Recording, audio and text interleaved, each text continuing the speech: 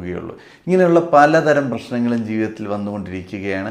ആത്മാർത്ഥമായ പ്രാർത്ഥനയോടുകൂടി മുന്നോട്ട് പോകുന്നത് വളരെ നല്ലത് തന്നെയായിരിക്കും. ഈ വ്യക്തികൾക്ക് തന്നെ, അതായത് മിഥുനം രാശിയിൽ ഉൾപ്പെട്ട് വരുന്നവർക്ക് സർപ്പൻ നിൽക്കുന്നത് 9-ാം ഭാവത്തിലാണ്. അപ്പോൾ 9-ാം ഭാവത്തിൽ സർപ്പൻ നിൽക്കുമ്പോൾ നിങ്ങളുടെ ജീവിതത്തിലെ സന്തോഷങ്ങൾക്കും സുഖങ്ങൾക്കും ഒരു തടസ്സം വരികയാണ്, ഒരു മറ വീഴുകയാണ്. സന്തോഷമില്ലാത്ത അവസ്ഥ, തടസ്സങ്ങൾ കൊണ്ട് ജീവിതം ഇങ്ങനെ വഴിമുട്ടുന്ന അവസ്ഥ, ഒരു കാര്യത്തിനും തൃപ്തി വരാത്ത അവസ്ഥ, എന്ത് തന്നെ ചെയ്താലും അതിൽ വിജയിക്കുവാൻ പറ്റാത്തൊരവസ്ഥ, ഇങ്ങനെ പലതരം പ്രശ്നങ്ങൾ ജീവിതത്തിൽ ഇങ്ങനെ വന്നുകൊണ്ടേയിരിക്കും. ഒരു ഈശ്വരാനുഗ്രഹം ഇല്ലാതെ പോകുന്നൊരവസ്ഥ. അപ്പോൾ ഇതെല്ലാം മറികടക്കുവാൻ വേണ്ടി ദുർഗാദേവിയെ പ്രാർത്ഥിക്കുക, ലളിതാ സഹസ്രനാമം ജപിക്കുക. നമ്മുടെ ദോഷങ്ങൾ 90% മാറും. ലളിതാ സഹസ്രനാമം ജപിച്ചാൽ 1 രൂപ പോലും ചിലവില്ലാതെ നമുക്ക് കാര്യങ്ങൾ നടത്തിപ്പോകാൻ പറ്റും.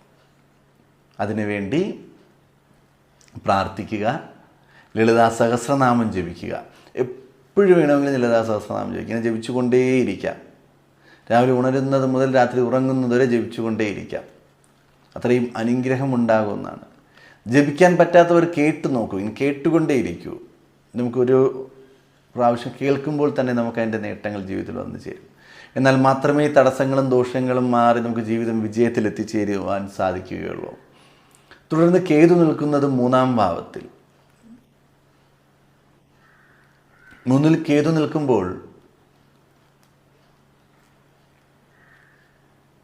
നമ്മുടെ സന്തോഷം നശിച്ചുകൊണ്ടിരിക്കുന്നൊരവസ്ഥയാണ്.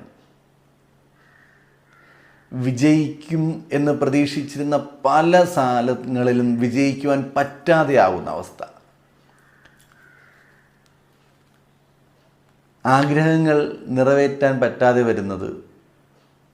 അപ്പോൾ ഇവയെല്ലാം മാറുന്നതിന് ഗണപതി ഭഗവാനെ പ്രാർത്ഥിക്കുക, ഗണപതി ഭഗവാനെ പൂജിക്കുക. ഗണപതി ഭഗവാനെ നാളികേരം ഉടയ്ക്കുകയോ അല്ലെങ്കിൽ ഗണപതി ഹോമം നടത്തുകയോ ചെയ്യുന്നത് നല്ലതായിരിക്കും. കാരണം നമ്മുടെ കൂടെ നിൽക്കുന്ന സഹോദരനിൽ നിന്നൊക്കെ നമുക്ക് നെഗറ്റീവായ അനുഭവങ്ങളാണ് ജീവിതത്തിൽ വരുന്നത്. നമ്മളെ സഹായിക്കും, കൂടെ നിൽക്കും, നമുക്കൊരു കൂട്ടായി ഉണ്ടായിരിക്കുന്ന നമ്മൾ പ്രതീക്ഷിക്കുന്ന വ്യക്തികൾ ശത്രുക്കളായി മാറുകയാണ്. സുഹൃത്തുക്കൾ പോലും ശത്രുക്കളായി മാറുന്ന അവസ്ഥ. ജീവിതം മാനസികപരമായി ദുഃഖത്തിലേക്ക് പോവുകയാണ്. അപ്പോൾ ഈ സമയം വളരെ ഭക്തിയോടുകൂടി ഗണപതി ഭഗവാനെ പ്രാർത്ഥിച്ച് മുന്നോട്ട് പോയാൽ നമുക്ക് നല്ല രീതിയിൽ വിജയിക്കുവാനും സന്തോഷകരമായ ജീവിതം മുന്നോട്ട് നയിക്കുവാനും സാധിക്കും.